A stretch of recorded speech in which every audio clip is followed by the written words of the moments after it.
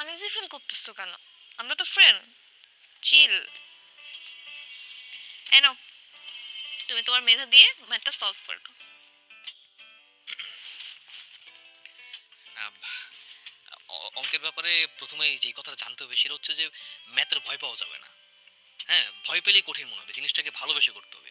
বুঝতে পারছো? আমি তোমাকে দেখাই দেই। এই যে ধরো এই অঙ্কটা খাতায় তুললাম।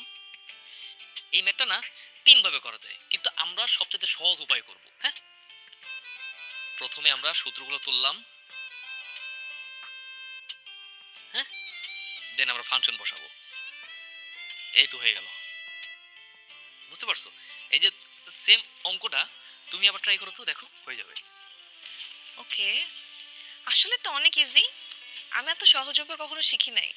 এখন থেকে পারবা। উফ!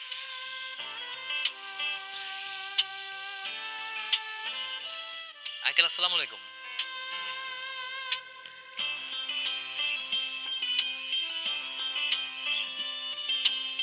অতসীর মা,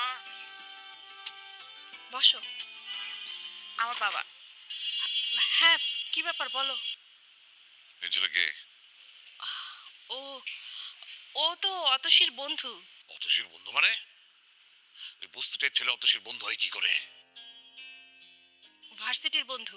ছেলেটা নাকি খুব ভালো ম্যাথ পারে, তাই অতসী বলছিল ওর কাছে ম্যাথ করবে। অতসী বললেই হয়ে যাবে? আমাকে কেউ জিজ্ঞেস করার প্রয়োজন মনে করলে না? দেশে টিচারের অভাব। ওরকম লোয়ার ক্লাস ছেলের কাছে ওকে ম্যাথ শিখতে হবে না। ওকে আজকে বিদায় করে দাও। আস্তে কথা বলো না, শুনতে পাবে তো। শুনে শুনো, বলনি কোন একটা বস্তির ছেলেকে তোমরা ঘরের ভেতরে ঢুকিয়েছো। মানুষজন দেখলে আমার মান সম্মান থাকবে? আচ্ছা ঠিক আছে, তুমি একটু শান্ত হও, আমি দেখছি।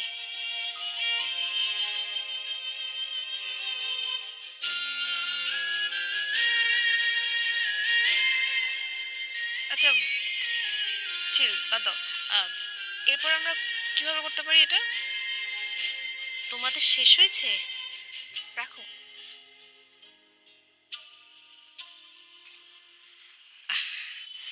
আসলে হয়েছে কি বাবা, অতসীর বাবা ওর জন্য একটা আগে থেকে টিচার ঠিক করে ফেলেছেন। আমি আর অতসী জানতাম না। উনি আবার কলেজের প্রফেসর।